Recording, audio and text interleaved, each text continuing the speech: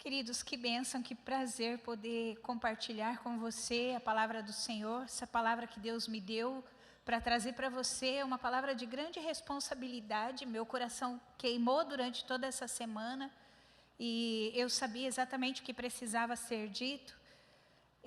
A mensagem veio completa e eu tenho certeza que é para você, mas eu quero que você ore. Você precisa dizer: Senhor, eu abro o meu coração para receber essa palavra. Eu abro a minha vida, eu quero receber, eu abro o meu entendimento para compreender isso. Amém, queridos? Amém? Você concorda? Vamos orar então, feche seus olhos. Pai, no nome de Jesus, nós queremos nos submeter à Tua voz nesta manhã. Nós Te adoramos, Te bendizemos neste lugar, entregamos as nossas ofertas e agora queremos encher-nos, Senhor, com a Tua palavra. Que todo aquele que tem ouvido para ouvir, ouça nesta manhã o que o Espírito tem a dizer e que seja transformador para a minha vida e para a vida dos meus irmãos, no nome de Jesus. Amém. Amém. Você pode abrir comigo sua Bíblia lá em Hebreus, no capítulo 12. Todo mundo abre, por favor. Vamos deixar a nossa Bíblia de papel aberta, né?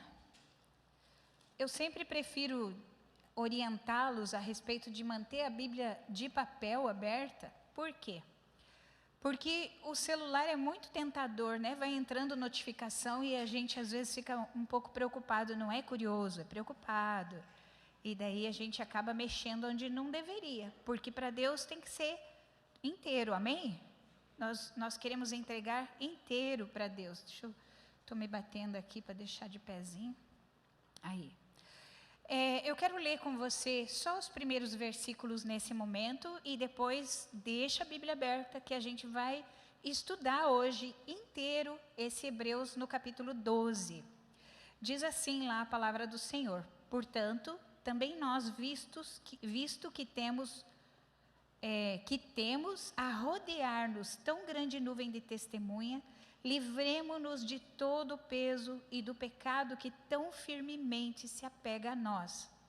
E corramos com perseverança a carreira que nos está proposta, olhando firmemente para o autor e consumador da fé, que é Jesus, o qual, em troca da alegria que lhe estava proposta, suportou a cruz, nem se importou com a vergonha, e agora está sentado à direita no trono de Deus. Portanto, pensem naquele que suportou tamanha oposição dos pecadores contra si mesmo, para que vocês não se cansem nem desanimem. Bom, então, só passando rapidamente aqui, a carta aos Hebreus, nós não sabemos exatamente quem foi o escritor dela, mas ela fala da supremacia de Jesus Cristo. Ela fala de Jesus operando hoje. Os 4 evangelhos que conhecemos mostram Jesus em atuação aqui na terra, mas agora Hebreus está mostrando o que ele faz agora, nesse exato momento lá no céu. Então, o autor ele vai mostrar tudo o que tinha acontecido anteriormente, mostrando que toda a história de Gênesis até a chegada de Cristo foi tão importante, os profetas e tudo que existiu foi muito importante, mas há algo superior, há algo maior na história, há um marco que faz com que tudo que passou seja nada diante da supremacia de Jesus Cristo. É isso que ele vai ensinar aqui. E quando o escritor fala nesses primeiros versículos que eu disse para você aqui, ó, rodeado de tão grande nuvem de testemunha, ele está fazendo menção ao que ele acabou de dizer lá no capítulo 11, que você deve conhecer. Se você não conhece, precisa conhecer. É o capítulo da fé, que vai falar dos grandes heróis que existiram antes de nós, da forma como eles foram livres do perigo, como eles foram livres de toda a ação demoníaca que os cercou, mas também da forma como eles entregaram sua vida ao Senhor, sem fugir, sem renunciar à fé, mesmo chegando ao ponto de serem mortos de uma maneira horrível, que ninguém gostaria de ser morto. Então, é dessa nuvem que a palavra está falando, nuvem de testemunha, não de pessoas que estão nos olhando hoje, mas de pessoas que estão aguardando a obra completa que tem que acontecer na nossa vida, para nos unirmos a essas pessoas. É dessas testemunhas. Ele também está fazendo menção a testemunhas que hoje são os seres celestiais que gostariam de vir aqui anunciar o Evangelho a nós, mas são impedidos por Deus, porque quem tem que anunciar sou eu e você. Nós temos que fazer esse serviço. Então, é dessa nuvem de testemunha, e eu gosto quando ele fala que a gente precisa correr, né? Então, aqui a gente não pode pensar que o escritor está falando de velocidade, ele está falando de persistência. Ele está falando de uma corrida que você precisa vencer não na velocidade, que você precisa permanecer. É de resistência, não é uma corrida de competir, é uma corrida de resistir. Amém, queridos? Muito bem. O destaque assim que eu queria falar nesses primeiros versículos ali é quando ele diz assim: livremo-nos de todo peso. Algumas versões vão dizer de todo atrapalho, de toda a bagagem que me segura. Vamos nos livrar disso. De toda distração. E aqui vale um esclarecimento. A palavra distração tem um significado. Se você for procurar o início dessa palavra, você vai entender que é de destroçar. É horrível. A gente, eu quero me distrair, né? Eu tenho essa tal distração. Talvez a sua distração está destroçando você. Talvez a tua distração está partindo você aos pedaços. Essa palavra, ela representa um momento de uma pena de morte, onde a pessoa era amarrada pelos 4 membros e puxada nas direções deles, puxadas até que os membros estourassem, até que eles arrebentassem. Sabia que é isso que a distração quer fazer com você e comigo? É assim, esse é o comportamento da distração, esse é o alvo, esse é o foco da distração. E é interessante que a distração é impossível que eu tire de você, e é impossível que Deus tire de você, só você pode se livrar dela. É uma bagagem tão grande que só você pode se livrar dela, só você pode dizer não, só você pode virar essa página, só você pode renunciar. Tua mulher, por mais santa que seja, ela não consegue tirar a distração que você tem. O peso que você carrega. Sabe, é complicado a gente pensar nisso, porque tão bom seria se Deus tirasse de nós essas coisas que nos atrapalham. Que bom se Deus tirasse de nós de forma que a gente não tivesse mais vontade de correr para elas. Seria maravilhoso, mas Ele não vai fazer. Porque eu e você precisamos tomar essa atitude. Ele fala, eu falei aqui sobre distração, mas o que poderia de repente ser uma distração? Não é necessariamente um pecado. Não é necessariamente, porque em seguida ele fala, e do pecado que tão intimamente grudado está em você e tenta te arrastar. Gente, pecado é ofensa a Deus. Antes de qualquer outra coisa, é ofensa a Deus. É verdade que o pecado, hoje em dia, ele foi atualizado. E é verdade que o pecado, hoje em dia, nem fede tanto, porque a gente encheu de perfume em cima. É verdade que o pecado nem parece tão feio, a gente colocou máscaras em cima. A gente deu outros nomes para o pecado, e então a gente não tem esse confronto com o que é pecado. Mas o pecado foi o que matou Jesus.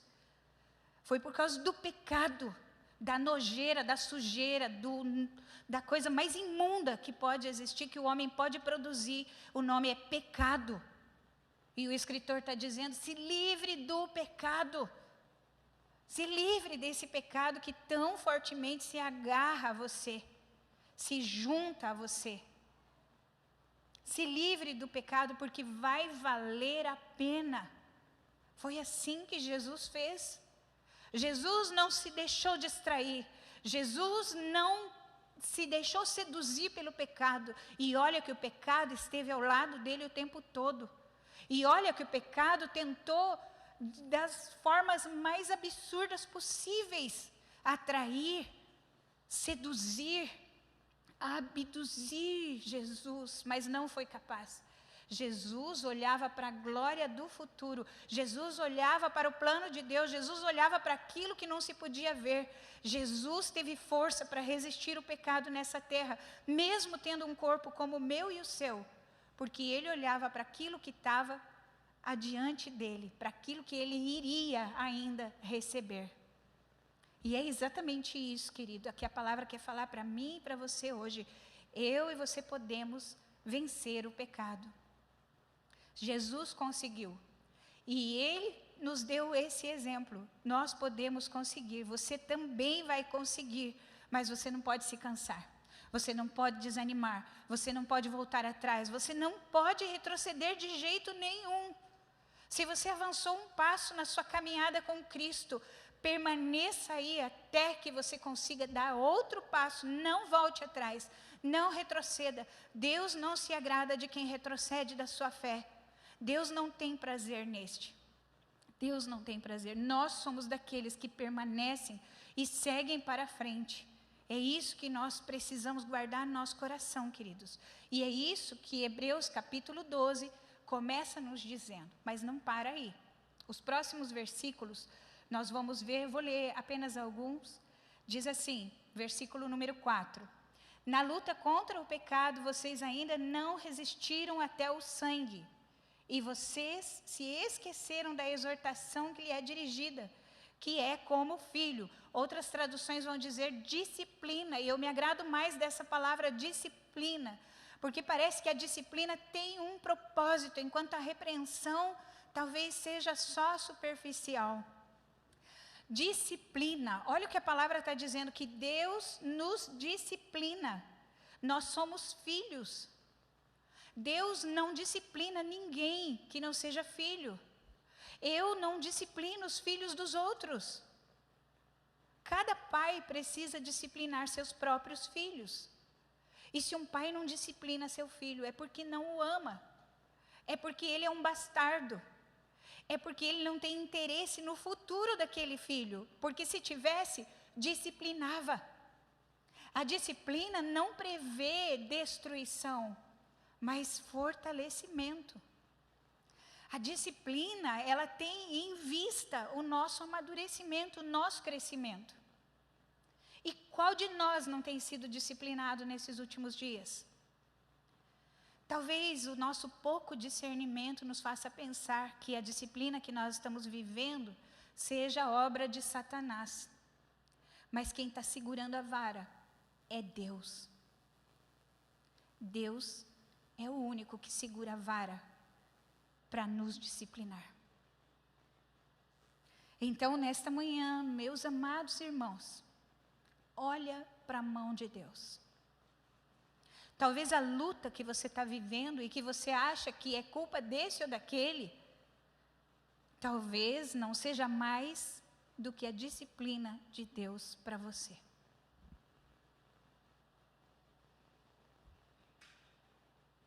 É o Pai quem está nos disciplinando, e Ele só faz isso com quem Ele ama.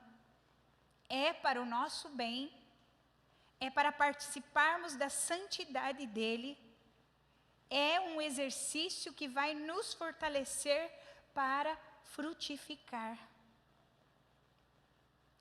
Só que eu queria chamar a tua atenção aqui. Se você entende que é disciplina, que vem da parte de Deus, que é para o seu bem, então agora é momento de você entender que muitas vezes a disciplina de Deus, quando ela não é reconhecida por nós, ela pode ser uma das causas de amargura que nos cercam, que estão em nós. Então, o versículo vai dizer lá, continuando, né? Versículo 7, é para a disciplina que vocês perseveram. Deus os trata como filho. E qual é o filho a quem o pai não corrige? Mas se estão sem essa correção, da qual todos se tornam participantes, então vocês são bastardos. Além disso, nós tínhamos os nossos pais, ele vai dizer, né, que nos corrigiam, e a gente se submetia a eles. Mas engraçado, estranhamente, quando é Deus que está tentando nos corrigir, nós fugimos da correção de Deus. Nós corremos dela. Nós não entendemos a lição muitas vezes. E aí, ele vai dizer assim, lá no versículo 14: procurem viver em paz com todos e busquem a santificação, sem a qual ninguém verá o Senhor. Agora presta atenção. Cuidem para que ninguém fique afastado da graça de Deus e que nenhuma raiz de amargura brotando cause perturbação e por meio dela muitos sejam contaminados. Então queria trazer também aqui uma revelação. Muitos tratam a amargura como um sentimento e de fato é um sentimento, mas além de ser um sentimento, a palavra de Deus está dizendo que é uma raiz. E o que uma raiz faz? Você deve saber muito bem. Quem sabe você viveu lá no teu tempo de escola, você plantou um feijão na água, viu a raiz crescendo, broto, e você tem esse entendimento do que uma raiz faz. Ela se firma, né? Ela se encalacra nos mais diferentes lugares. Ela vai buscar apoio na escuridão até encontrar um lugar de crescimento. E muitos de nós estamos com raízes de amargura, achando que essa amargura é apenas um sentimento, mas é muito mais. Queridos, a raiz de amargura cresce no escuro, ela cresce nas regiões sombrias da nossa alma. Muitos de nós parecem estar muito bem pelo lado de dentro, de fora. Todo mundo está vendo a gente sorrir. Todo mundo está vendo a gente dar risada, contar piadinha, andar por aí como se não houvesse amanhã. Mas a raiz está lá dentro e está se aprofundando. E uma hora ela vai produzir seus frutos. Uma hora ela vai mostrar para o que veio. A raiz da amargura cresce no escuro, lembra disso, querido. O problema também é que essa raiz, pela palavra de Deus, depois na sua casa você pode ler Hebreus capítulo 12 inteiro, e você vai ver que pela palavra de Deus essa raiz é contagiosa. Ela vai ocupar outros terrenos. Ela vai sair da onde ela foi inicialmente colocada e ela vai ocupar outros terrenos. Então, essa raiz é contagiosa. O que me faz pensar num exemplo que a gente vê por aí, que é o câncer. Quantos não temem de um dia para o outro receber um diagnóstico de câncer? O câncer cresce no escuro. Quando você descobre, ele normalmente já andou comendo uma parte do seu corpo. Ele já fez um trabalho grande. E assim é a amargura. A amargura também, quando a gente descobre, já fez um estrago. Sabe por quê? Porque ele vem disfarçado de ressentimento legítimo. E é um ressentimento. E é um sentimento. E parece que a gente pode dar sinal verde para quando é sentimento e para quando é ressentimento. Mas nós não podemos, porque a amargura se instala quando nós não lidamos do jeito certo com a dor. A amargura se instala quando nós não lidamos da maneira certa com a injustiça. Quando nós não lidamos do jeito certo com a traição, com a decepção. A amargura então começa a se instalar dentro de nós. Quando nós não lidamos direito com a disciplina, quando a gente prefere acreditar que é falta de sorte, prefere acreditar que é ação demoníaca, e a gente não olha para a mão que está segurando a disciplina.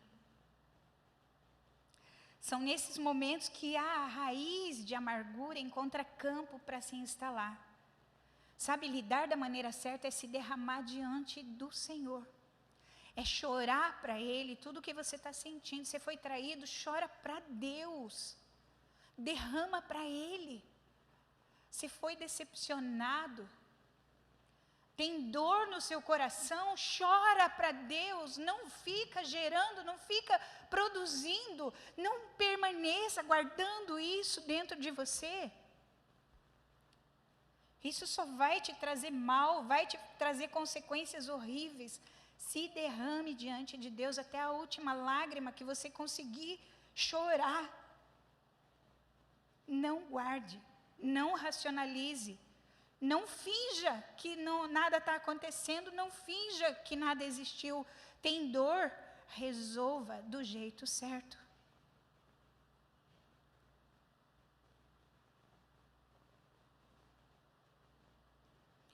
É isso que faz a raiz se estender, se encalacrar por toda parte.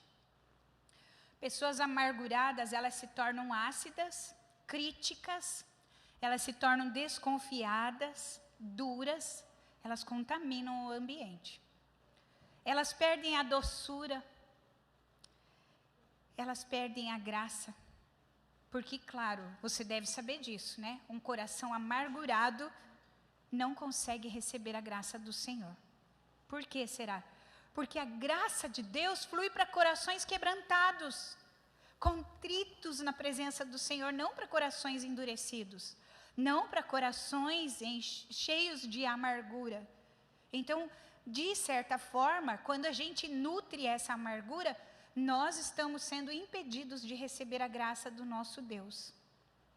A graça alcança aqueles que choram, não aqueles que guardam o rancor. Muitos que foram cheios do Espírito Santo e fizeram coisas incríveis para Deus um dia, hoje se sentem secos, mas eles não sabem por quê. Eles estão secos e mesmo secos, eles estão envolvidos na obra de Deus. Eles podem pregar, eles podem cantar, eles podem tocar, eles podem ensinar crianças, mas eles estão secos. Mas atenção, lembre-se que essa carta a Hebreus não foi escrita para os ímpios. Então nada do que eu estou dizendo é para quem está lá fora. Tudo que está escrito aqui em Hebreus é para mim, em primeiro lugar, e depois para você, que está me ouvindo nessa manhã.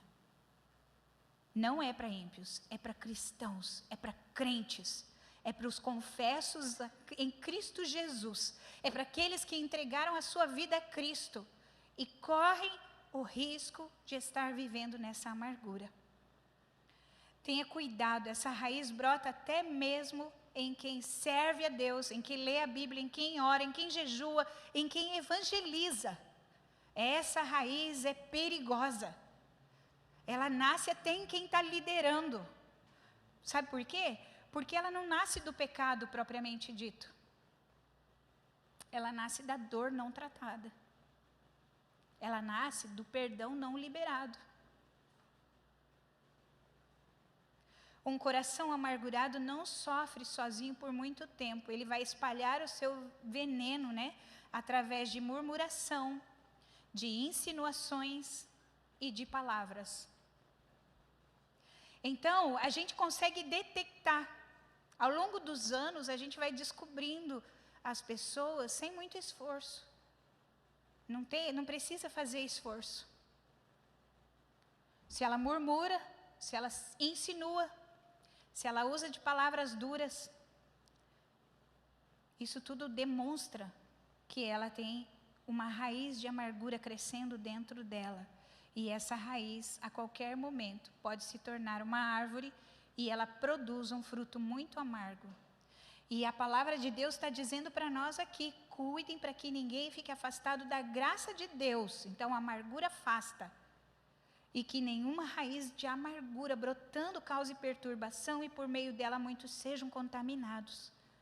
Então, a começar por nós. Hoje Deus está trazendo essa revelação e se você quiser de fato ser liberto, você vai precisar abrir mão do orgulho. Você vai precisar reconhecer e permitir que o Espírito Santo cave bem profundo em você. Até que a graça possa voltar a fluir na sua vida. Até que você sinta a graça te envolvendo novamente. Isso é essencial. Você precisa abrir mão do orgulho para se identificar com a palavra que está escrita, que não fui eu que escrevi. Eu estou apenas colocando uma lente de aumento para que você possa entender essa mensagem.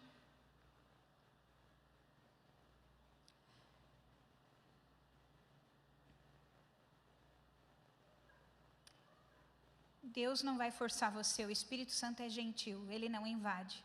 Você precisa deixar as lágrimas caírem, precisa desistir daquilo que você tem guardado, precisa liberar o perdão que você tem adiado, tem que mexer nesses entulhos antes que seja tarde demais. arranque a raiz ou ela vai acabar com a colheita que você tem direito, que você tem esperado.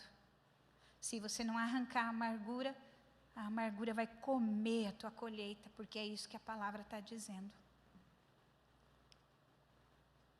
Quando a gente não aceita e não entende a disciplina de Deus, a gente foge do processo, a gente quer fugir.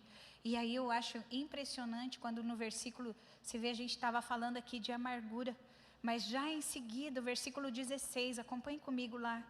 Ele diz assim: e cuidem para que não haja nenhum impuro e profano, como foi Esaú, o qual por um prato de comida vendeu o seu direito de primogenitura.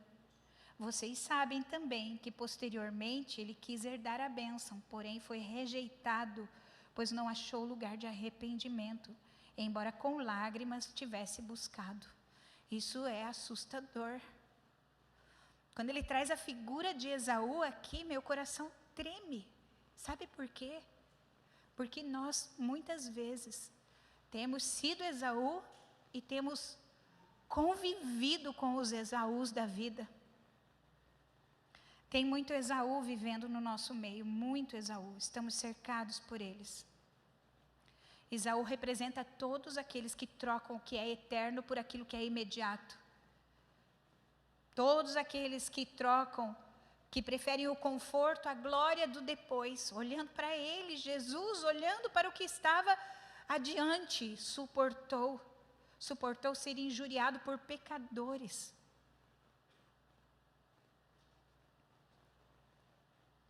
Estamos cercados por Esaús, homens e mulheres que receberam o chamado para a salvação, mas desprezam o processo. Eles não aceitam o processo, eles não querem o processo de Deus, que é o processo da disciplina e da obediência. Eles fogem da disciplina, eles vendem o seu direito à vida eterna, eles vendem a sua herança inabalável. Vendem sua herança inabalável pela segurança, pelos sonhos realizados, pela fama, pelo dinheiro, pelo prazer. Esaú estava com fome. E quem aqui já não sentiu fome na vida? Todos nós. Mas Esaú não conseguiu esperar para matar a fome do jeito certo, da forma certa. Todo mundo tem fome. Todo mundo tem sede, mas isso não é desculpa para a gente escolher a comida errada. Deus nos chama para escolher a comida correta. Ele quis matar a sua fome com o pão errado. O pão certo exige paciência. O pão certo exige obediência. O pão errado é imediato.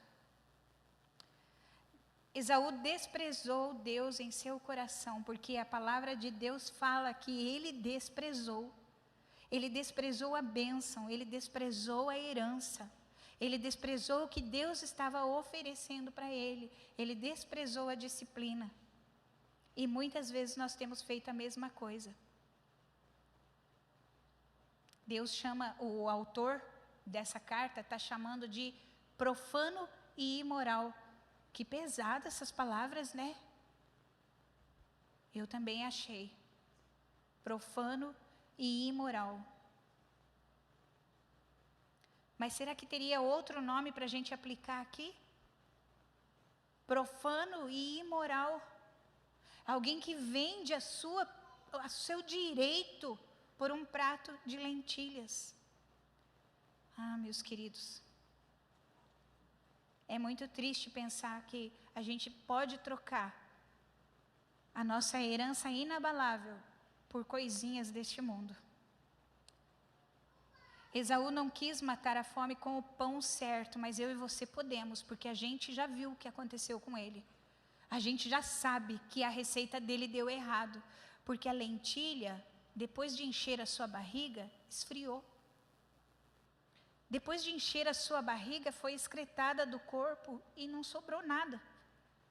Aí ele foi atrás, aí ele chorou, aí ele queria o que ele não podia mais, porque chega um momento que não se pode mais.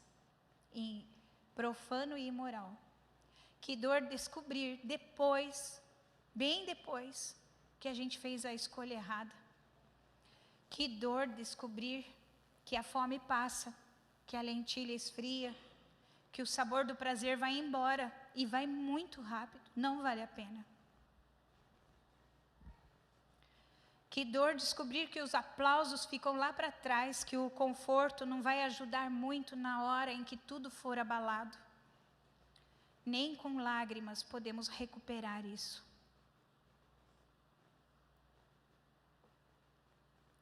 Na sequência aqui, eu não vou ler, mas eu queria que você pudesse ler na sua casa.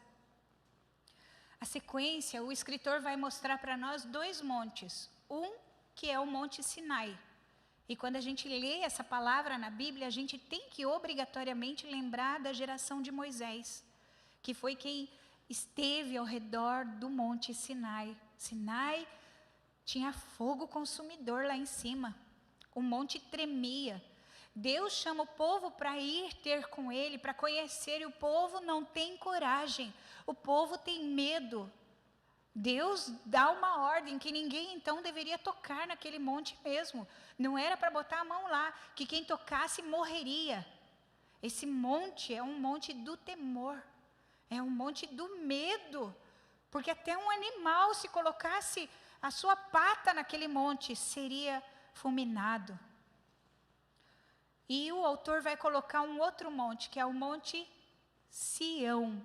Em volta de Jerusalém estão os montes, o Monte Sião, o monte do Novo Testamento, o monte de Jesus, mas o monte da Nova Jerusalém, o monte celestial. Então, entre um e o outro, a gente tem uma coisa que é muito mais importante e que marcou os 2 montes. Nós temos a cruz de Jesus. O lugar do sangue, o lugar de derramar sangue, que é o que o escritor vai contar aqui para nós. E não se pode chegar a Sião celestial sem passar pela cruz de Jesus, sem passar pelo sangue de Jesus. É impossível chegar nesse outro monte.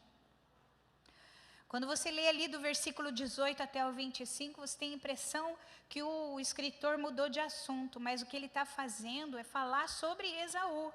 Ele ainda está falando sobre aquele que trocou a sua herança, que não entendeu a disciplina, que guardou raiz de amargura e que preferiu o prazer do momento, que fugiu do processo de Deus. Ele ainda está falando disso. Ele compara esses 2 montes para mostrar a revelação de Jesus Cristo.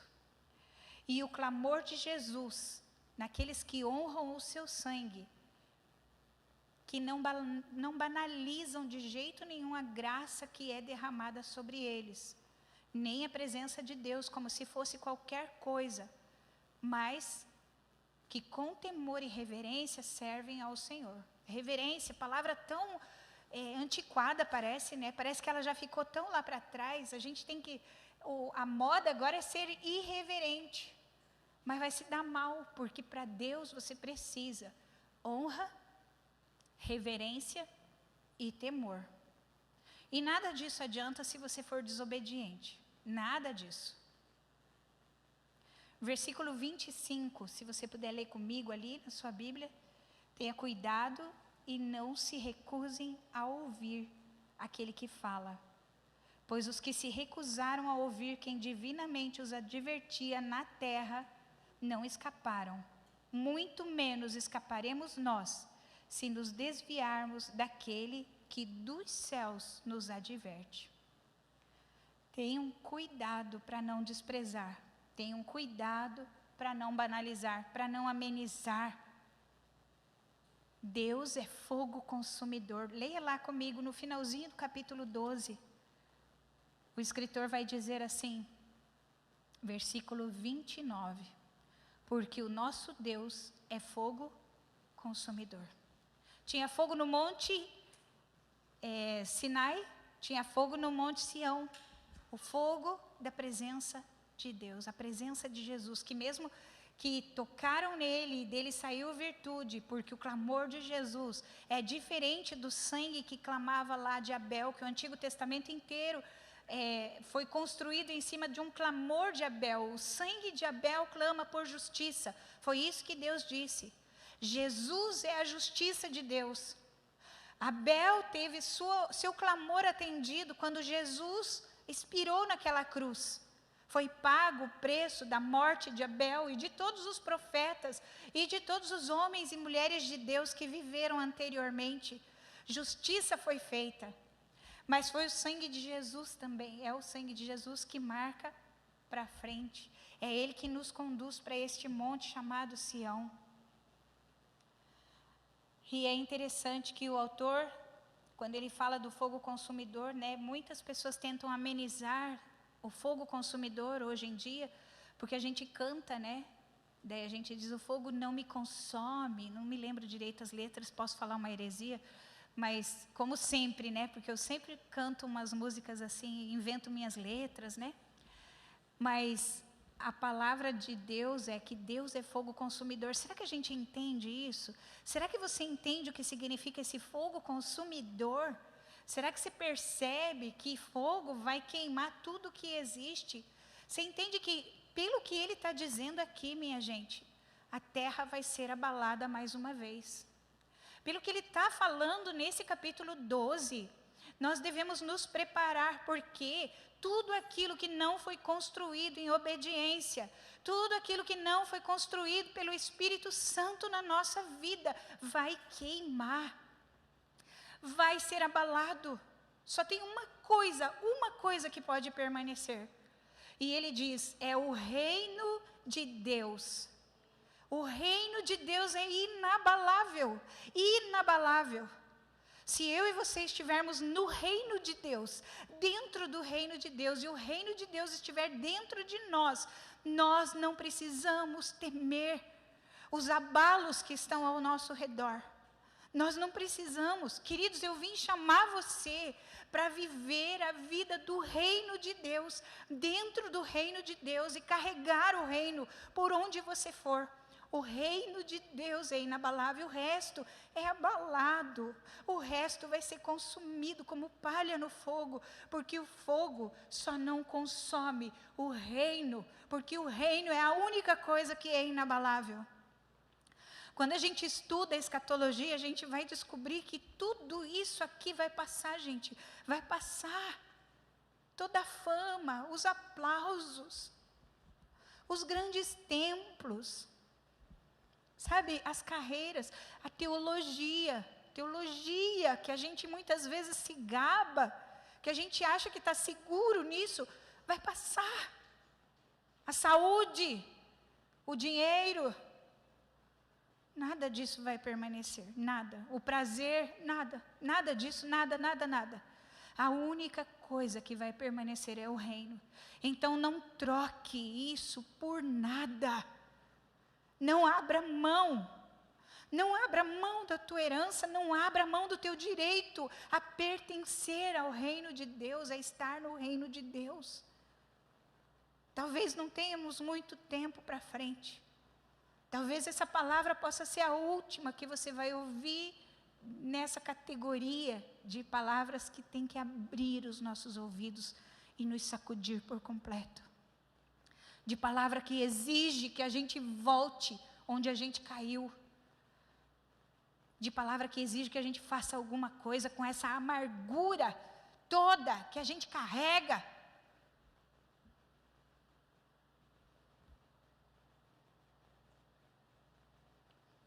A voz de Deus vai abalar a terra, vai remover e queimar as coisas criadas, e só vai permanecer as coisas inabaláveis. Só vai permanecer quem estiver no reino e o reino estiver nele. O reino de Deus é inabalável e esse reino não é um sistema. Este reino é eterno. Este reino não é um sistema e não depende de reconhecimento. O reino de Deus não depende de notoriedade. O reino de Deus não precisa ser impulsionado. O reino de Deus é inabalável, vai permanecer, vai resistir. Nunca o reino de Deus vai passar. É a única coisa que nunca passará. Tudo o resto vai ser abalado. Versículo 28, lê comigo ali. Verso 28. Por isso, recebendo nós um reino inabalável, tenhamos a graça pela qual sirvamos a Deus de modo agradável, com reverência e temor, porque o nosso Deus é fogo consumidor. Ser grato, adorar a Deus em toda e qualquer circunstância.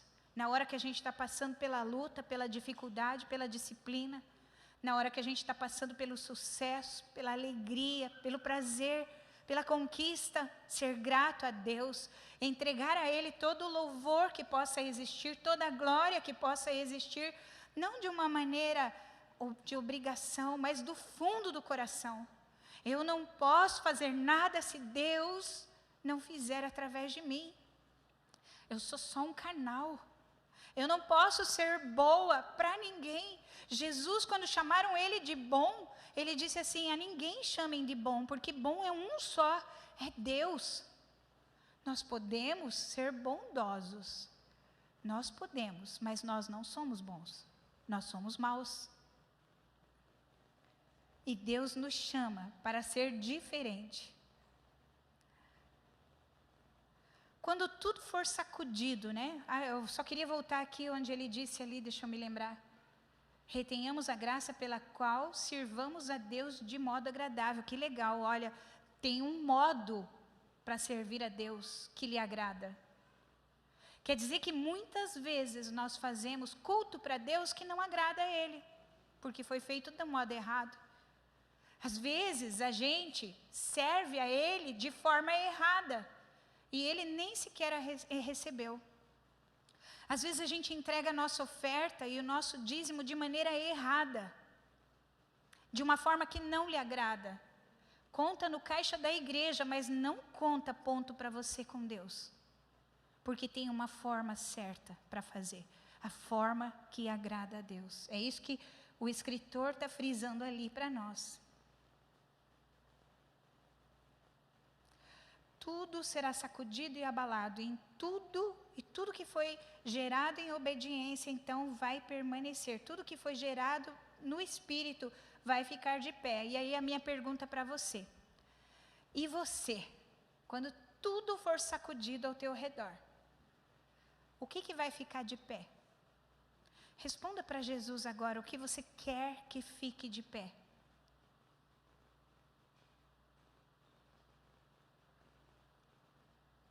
Sua fé, quem sabe? Sua confiança? Porque se ela não permanecer, tampouco você. Sua fé precisa permanecer. A sua fé precisa ser inabalável. E a sua devoção precisa crescer a cada dia. A cada dia. Sabe o que é dor no peito? Pensando em Jesus. Sabe o que é dor no peito? Vendo as coisas erradas acontecendo. Vendo as pessoas fazendo escolhas erradas. Você sabe o que é isso? Sabe o que é dor no peito? Vendo as ofensas que os homens estão prestando para Deus. Vendo as ofensas. Eu, na qualidade de pastora, quantas vezes sofro, arde meu peito de dor, de tristeza, de ver as escolhas dos meus irmãos. As minhas escolhas. Dor no peito, sabe? A gente precisa pensar mais em Deus, olhar mais para Ele, viver mais intensamente, não olhar tanto o que está acontecendo aqui ao redor, olhar para Deus, olhar para Ele e pensar: Deus, eu preciso permanecer, eu preciso. Mesmo que isso tente me abalar, mesmo que isso tente me derrubar, mesmo que isso me sacuda, minha fé precisa permanecer, minha fé tem que estar de pé. Tem uma grande nuvem de testemunha e o céu está esperando para ver quem vai resistir.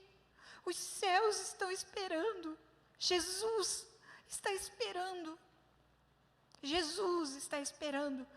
Ele está ali, esperando que eu e você possamos resistir e nos apresentar diante dele. Tudo foi nos dado. Nada nós temos por nós mesmos. O Espírito já foi derramado, a cruz já foi vencida por Jesus. Quem vai rejeitar isso tudo agora, não está rejeitando um sistema, está rejeitando a presença de Deus, está rejeitando Deus em essência. Rejeitar essas coisas, hoje, conscientemente, é rejeitar a presença de Deus. Se você quer permanecer em Deus, se você quer estar nesse reino que é inabalável, então eu vou fazer um resumo de tudo que eu falei até agora e do que o escritor, porque eu não disse nada além do que está escrito aqui. Guarde a graça, ela pode acabar. Suporte a disciplina. É Deus quem está disciplinando e Ele é Pai, Ele ama, é para o nosso bem. É para o nosso bem. Arranque a raiz da amargura. Cabe somente a você, ninguém mais vai fazer isso por você. Tire a amargura, desista dela. Sirva a Deus com mais reverência e temor. Suba no monte, não tenha medo de se aproximar. Cresça em santidade e suba ao monte. E quando tudo estiver estremecido, quando tudo estiver balançando ao teu redor, quando tudo estiver sendo abalado, permaneça. Não se esqueça do fogo consumidor. Deixe esse fogo purificar você, não queimar. Purificar. Permita que o fogo de Deus purifique você. Amém, meus queridos? Onde você está mesmo, feche seus olhos por um momento e pensa nesses pontos que eu coloquei aqui. Eu quero que você faça uma autoavaliação desta palavra. Ela vai falar com você no decorrer dos dias, especialmente se você seguir o meu conselho de ler esse capítulo novamente, e novamente, e novamente, quantas vezes forem necessárias, até que você possa, assim como o escritor, dizer que Deus é fogo consumidor. Até que você possa permitir que este fogo te sonde sem te queimar. Permita que o Espírito Santo fale com você agora.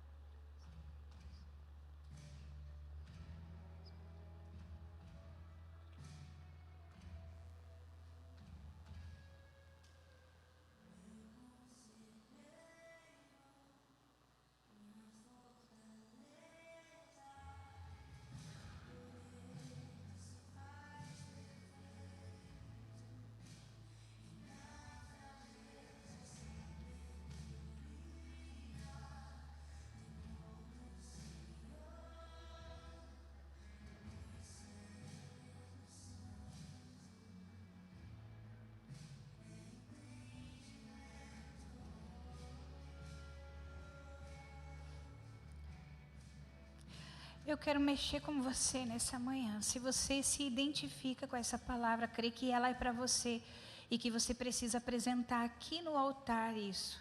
Ninguém vai orar por você nessa manhã. Ninguém.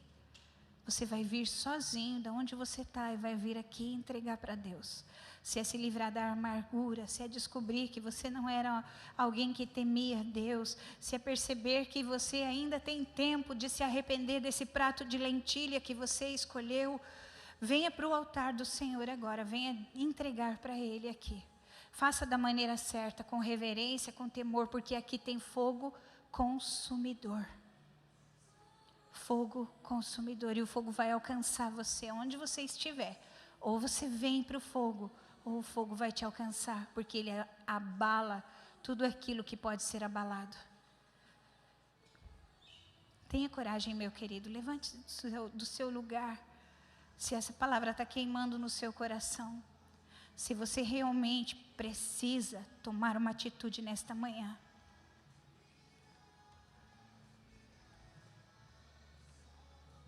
Fique sentado se você está bem com isso. Fique sentado se realmente você está vivendo debaixo dessa graça maravilhosa. Fique sentado se você tem agido com tanto temor e reverência, e a santidade tem crescido na sua vida tanto, tanto, tanto. Mas se essa não é a tua verdade, não resista, meu irmão, minha irmã, não resista. Tem cura para você aqui nesse altar do Senhor. Tem cura para a sua vida.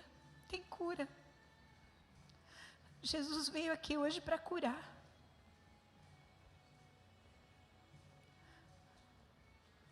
Não, você não será julgado, não ainda. Não ainda. Esse não é o momento do juízo, mas ele chegará. Ele chegará. Não importa quem é você é líder, você é servo, você é recepção e apoio, você é pai. Não importa. Ouça o apelo do Senhor nesta manhã. Saia do seu lugar. É entre você e Deus. Tem cura para você aqui. Livre-se daquilo que te atrapalha, livre-se do pecado que tão perto caminha com você, se livre das distrações, se livre da amargura. Cabe a você fazer isso, faça isso. Faça isso, Deus não espera que outro faça, é você, se livre disso. Pai, no nome de Jesus, aqui estão meus irmãos amados, Pai. Por quem oro, por quem tenho chorado. Oh Deus, eu clamo por eles nessa hora, Senhor, por eles. Por favor, Pai, por favor, os ajuda agora, que a Tua graça possa fluir sobre eles, Deus, definitivamente, que essa manhã seja um marco. Que essa manhã seja um marco na vida de cada um que está aqui, cada um que teve coragem, que veio à frente, que está se despojando de si, que está seguindo o Teu exemplo, Senhor. Cada um que está rasgando o coração, cada um que está entregando para Ti, Senhor, aquilo que precisa entregar nessa manhã do jeito certo, com temor, com reverência. Ah, Deus, no nome de Jesus, cura tem que fluir daqui, virtude tem que fluir desse altar, porque foi o Senhor quem prometeu. Ah, Deus, em nome de Jesus, cura meus irmãos, cura, que eles possam viver a vida prontamente, viver essa corrida, correr essa corrida, de uma maneira leve. O Monte Sinai é alto, não dá para levar bagagem, não dá para carregar peso. Ah, Deus, em nome de Jesus, opera nessa manhã intimamente, no íntimo de cada pessoa que aqui está. E opera também no coração daqueles que não tiveram coragem de se levantar, Senhor. Tem misericórdia deles, Pai, também. Tem misericórdia da minha vida também, Jesus. Tem misericórdia de mim. Estende Tua graça. Se o sangue de Abel clamava por justiça, o sangue de Cristo clama por misericórdia. E o sangue de Cristo clama mais alto, é mais forte, é mais importante do que o sangue de Abel. Deus, tem misericórdia de nós nessa manhã, tem misericórdia. Nos transforma, Senhor, de dentro para fora, Pai, em nome de Jesus. Em nome de Jesus, Pai, que Teu Espírito Santo nos encha completamente nessa manhã, nos encha essas pessoas que aqui estão, encha, que a Tua graça enche, seja derramada sobre cada um, no nome santo de Jesus Cristo. Amém. Amém, querido, pode ficar aqui na frente mesmo, vou pedir para a igreja se levantar, aonde está. Amados, tem dias que a palavra põe a gente lá em cima, né? Que a gente sai daqui, eu vou vencer, eu vou isso, eu vou aquilo, e é uma palavra de Deus. E nós teremos muitas oportunidades de sair daqui soltando foguetes. Tem dias que a palavra nos agride muitas vezes, ela é desconfortável. Às vezes a palavra parece que sondou no secreto, parece que ela foi lá onde ninguém está vendo. E cavou onde não se podia cavar. Mas a palavra de Deus é viva, ela é santa, ela é eficaz. Ela separa a alma do espírito. Ela faz com que você perceba a verdade, não seja envolvido com a emoção. Não se afaste da palavra de Deus. Quer ela te põe para cima, quer ela põe você para baixo, quer ela te incentive, quer ela te espanque. Não se afaste da palavra de Deus. Amados, a nossa garantia está em guardar essa palavra no nosso coração, na nossa vida. Se você passa sem ler, se você banaliza a Bíblia, não espere que o Espírito Santo possa falar com você, não espere. Deus escolheu essa forma de falar conosco, foi Deus quem escolheu. Leia a sua Bíblia. Amém, queridos? Feche seus olhos, coloque sua mão na posição de receber, eu quero orar com você. Pai, no nome de Jesus, nesta manhã abençoada que recebemos a Tua palavra, queremos guardar em nosso coração.